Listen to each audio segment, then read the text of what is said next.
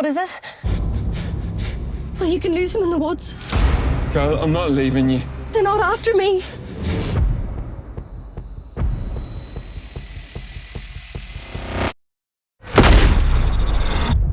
Colin, it was amazing. I mean, he committed to the film and he just gave us everything. He is from the area where the film starts, and he very much brought a lot of his own personal history, and he did it in such a beautiful way because it was so silent, and he was so transparent in his face and in his eyes, and you felt the sadness and the sorrow and the depth of this time, really, the depth of the troubles and the depth of the sadness and the devastation of it all.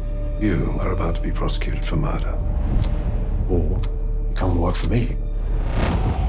I could use a dead shot like you.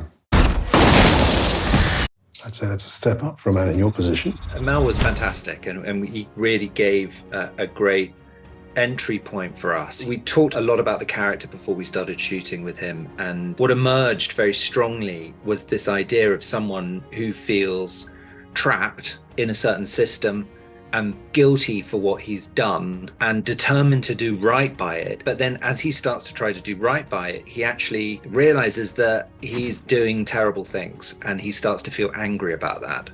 And that anger leads inevitably to violence, to more violence. And we thought that that was a complex arc, especially when you compare that to Michael's journey, which is kind of almost the opposite. He begins with revenge, but then actually starts to thaw and want something else. But the two cross over with tragic consequences. I'm going after the soldier that killed Carol. What's the purpose of your visit, sir? I'm looking up an old friend. Doesn't have long to live.